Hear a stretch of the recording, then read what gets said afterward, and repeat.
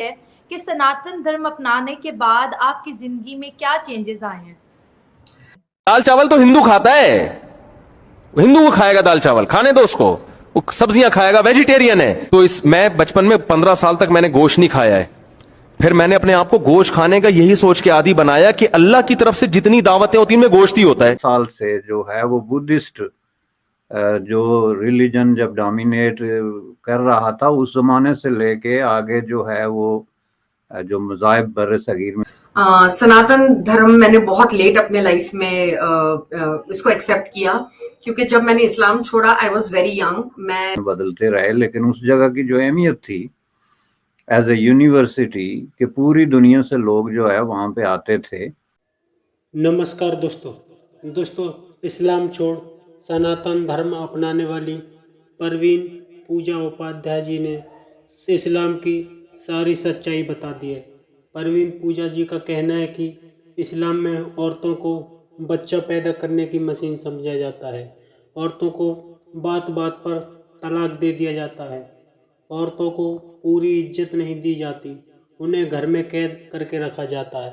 साथ ही उनका पति 4 शादियां करके उन्हें तलाक दे देता है और उन्हें जबरदस्ती ही मारा पीटा जाता है। 20 भी नहीं थी जब मैंने इस्लाम छोड़ा, and when I took up Sanatan I was almost 50। तो मेरा जो बीच का जो एक पार्ट है, आई वॉज एन एग्नोस्टिक। मैं सोचती थी, मतलब मैंने बुद्धिज्म को भी देखा बहुत ज्यादा, उसको भी पढ़ा मैंने, थोड़ा बहुत क्रिश्चियनिटी की तरफ भी मैंने रुख किया, लेकिन मुझे कहीं पर भी वो दैट काइंड ऑफ पीस मुझे कहीं पर भी नहीं दिखा।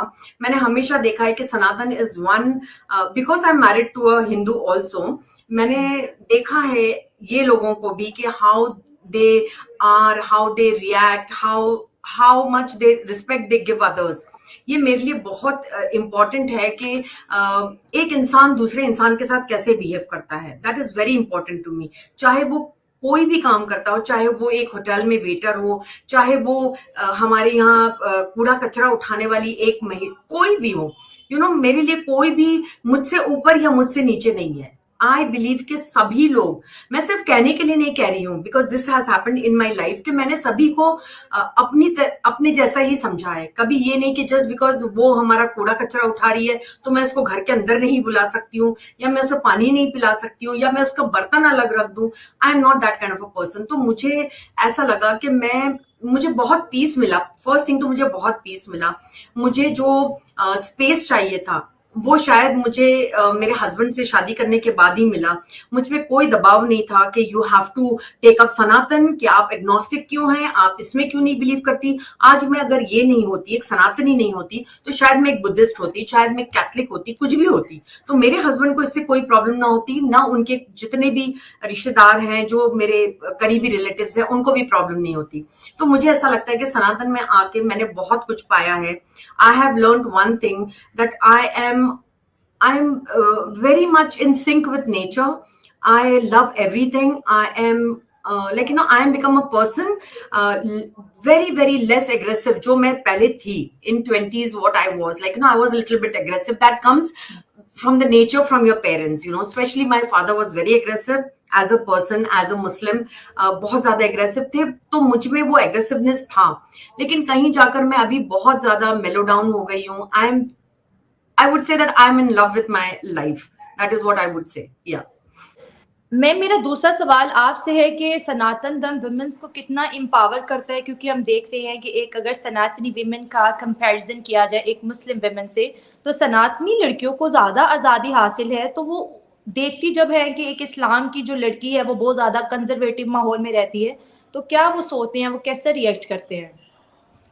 पहले तो मैं ये बताना चाहूंगी कि ऑफकोर्स सनातनी लड़कियों में उनको ज्यादा फ्रीडम दिया जाता है।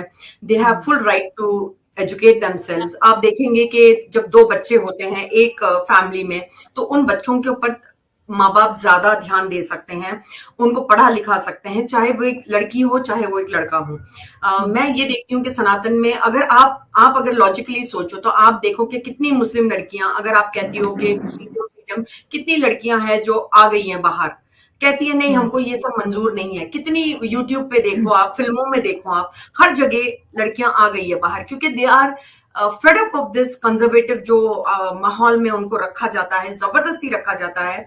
आई थिंक कि जो सनातन में है वो इस्लाम से कंपेयर नहीं किया जा सकता। सनातन में जब आप कहते हैं कि, जैसे मैंने बहुत सारे मौलवियों को सुना है कहते हुए कि अरे सनातनियों को क्या है, ये लड़कियों का मतलब कोई ईमान नहीं है, इनको कोई शर्म नहीं है। मैं कहती हूँ कि तुम किसकी बात करते हो? सनातनी लड़कियों की, उनमें भी शर्म है। तुम उनको नीचा दिखाना चाहते हो, ये बात और है, क्योंकि तुम अपने ऐब छुपाना चाहते हो। तुम ये नहीं दिखाना चाहते हो दुनिया को कि तुम कैसे जुल्म कर रहे हो अपनी औरतों पर। मैं औरत वर्ड भी कभी यूज नहीं करती हूँ, लेकिन यहाँ पर करूंगी ये वर्ड यूज, क्योंकि औरत का मतलब जब से इसका मतलब मायना मैंने जाना है, मैंने ये वर्ड छोड़ दिया है बोलना। अब यहाँ पर औरतों को मुझे बताओ, ना पढ़ने लिखने का, बहुत कम लड़कियां, मैं तो कहती हूँ लड़के भी, फॉरगेट अबाउट लड़कियां, लड़के भी नहीं पढ़ पाते हैं क्योंकि उनको पढ़ाया नहीं जाता है। पहले तो आप मदरसे में उनको भेज दो, अगर आप उनको वो तालीम भी दोगे जो हर एक बच्चे का एक राइट होता है तालीम के ऊपर, वो तालीम नहीं देते हो। आप मदरसे में कुछ पढ़ा रहे हो, वो जाके स्कूल में कुछ और पढ़ रहा है। There is so much of contradictions होते हैं। और चलो मैं फिर से अपने टॉपिक पर आ रही हूँ कि ऑफ कोर्स सनातनी वुमेन को बहुत ज्यादा फ्रीडम है, फ्रीडम ऑफ स्पीच है, वो बोल सकती है, वो सुनी जाती है। आई फील वो सुनी जाती है। और दूसरी बात ये भी है कि उनको टेंट के अंदर दफन नहीं किया जाता है, जिस तरीके से इस्लाम में किया जाता है, मुझे लगता है उस तरीके से। अब फ्रीडम का क्या मतलब शायला? इसका ये मतलब नहीं है कि freedom is what, freedom of space, freedom to talk, freedom to listen, ये होता है। क्योंकि कितने सारे आपके पाकिस्तानी यूट्यूबर्स हैं जो मुझे कहते हैं कि मैं इस उम्र में आकर फैशन करती हूँ। क्यों ना करूं भाई, कोई प्रॉब्लम है आपको? आपके बाप ने मुझे मेकअप किया है, आपके बाप ने मुझे मेकअप करना सिखाया है, या मैं मेकअप अपने लिए कर रही हूँ, अपने हिसाब से कर रही हूँ। मुझे बहुत लोग कहते हैं कि इस उम्र में आके मैंने अपना यूट्यूब चैनल खोला, so what, I can do anything at any time, it's none of their business. और दूसरी बात कि हर एक वुमेन को कुछ ना कुछ करना चाहिए ऑल द टाइम। क्या बच्चे पैदा करो और फिर उनको बड़े करो, क्या तुम्हारी जिंदगी का एक ही मोटिव है लाइफ में? I think the most deprived और सप्रेस्ड वुमेन इज एन इस्लामी वुमेन, चाहे आप मानो ना मानो, क्योंकि मैंने देख चुकी हूँ। वो कहीं जा नहीं सकती, उसको महरम हमेशा चाहिए। Why can't a women B free? Why can't she go out? Why can't she speak? वो ही कहे जो हस्बैंड कहेगा, या वो ही कहे जो माशरा कहेगा? ऐसा नहीं होता है। आज आप सारी दुनिया में देखो, why are people revolting? Iran में ऐसा क्यों हो रहा है? हर जगह आप देखो कि कहीं ना कहीं एक हद होती है, एक हद तक ही इंसान बर्दाश्त कर सकता है। और सनातनी का मैं एक और बात कहूं कि वो स्पेस देना जानती है, क्योंकि उसको पता है उसका हस्बैंड नहीं जाएगा कहीं और। आप एक सनातनी वुमेन की बात मैं कहती हूँ कि उसको पता है उसका हस्बैंड यहाँ वहां नहीं जाएगा, वो 4 शादियां नहीं करेगा, वो उसको बच्चे पैदा करने की मशीन नहीं बनाएगा, और वो कभी नहीं करेगा ये सब, because he respects his wife. Okay, he respects, क्योंकि उसके बुक्स में दिया गया है that you have to respect your wife.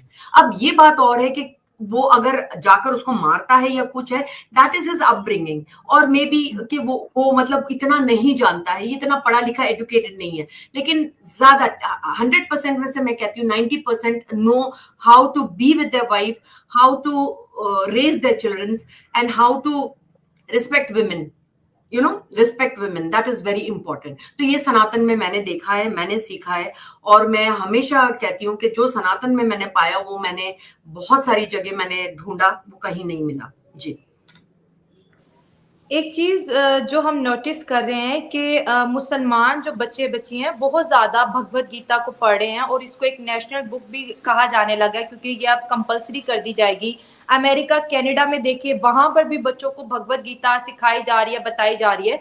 तो भगवत गीता एक प्रैक्टिकल लाइफ में कितना ज़्यादा रोल प्ले करेगी अगर ये सब सीखने पढ़ने लग जाएंगे? जी मैं एक ही बात जानती हूँ कि सनातन में, मैं सनातन की आज बात कर रही हूँ, हाँ गीता हर जगह पर क्यों पढ़ रहे हैं लोग? कुछ तो होगा ना, मतलब देयर इज, अगर आप कहते हो कि ओके महाभारत हुई, see the reason behind it. अगर आप देखोगे कि हमने ऐसा नहीं है कि बस हमको पूरी दुनिया को हिंदू बनाना है, बिल्कुल भी नहीं। कभी आपने सुना है कि किसी ने किसी को इसलिए मतलब जंग लड़ ली कि भाई आप हिंदू बनो, मार मार के किसी को हिंदू बनाया? कभी भी नहीं। तो we do not believe in converting anybody. घर वापसी एक चीज है कि अगर आपको वापस आना है हिंदुइज्म में, then you can come back. Without any force. क्यों क्रिश्चियनिटी, क्यों इस्लाम, क्यों चाहती है कि और लोग कन्वर्ट हों? We do not believe in conversion at all. तो मैं ये कहती हूँ कि गीता यही सिखाती है कि जहां पर अधर्म, मतलब जहां पर इनजस्टिस हो रहा है, you can stand and you can stand and fight for it, but not just because कि भाई आप एक मुसलमान नहीं बन रहे हो तो आपको काट दो, या ये कलमा नहीं पढ़ रहा है उसको काट दो, या एक लड़की को लेकर आओ उसको जबरदस्ती का आप कलमा पढ़ा के ही उससे शादी करोगे। क्यों?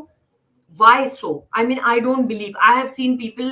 मैं सही में आपको एक एग्जांपल देती हूँ कि मैंने एक ऐसी लड़की को देखा है जो कन्वर्ट तो हो गई है, but in her heart she is not converted. तो मतलब ही क्या हुआ? तो दोस्तों देखा आपने किस तरह से परवीन पूजा उपाध्याय जी ने इस्लाम की सारी सच्चाई बताई है। इस्लाम में किस तरह से औरतों को बात बात पर तलाक दे दिया जाता है, साथ ही औरतों को बच्चा पैदा करने की मशीन समझा जाता है।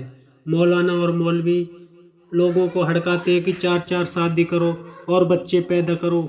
इसी वजह से उन्होंने इस्लाम को छोड़कर सनातन धर्म अपनाया है। उन्होंने सनातन धर्म की काफ़ी ज़्यादा खूबियाँ गिनवाई हैं। उन्होंने बताया है कि सनातन धर्म में औरतों को पूरी इज्जत दी जाती है, औरतों को बाहर घूमने फिरने की पूरी आज़ादी दी जाती है, जबकि इस्लाम में ऐसा नहीं है। इस्लाम में औरतों को घर में कैद करके रखा जाता है। उन्हें ना तो पूरी घूमने की आज़ादी दी जाती है, ना ही उन्हें कहीं जॉब करने की आज़ादी दी जाती है। आपकी क्या राय है कमेंट में ज़रूर शेयर करें।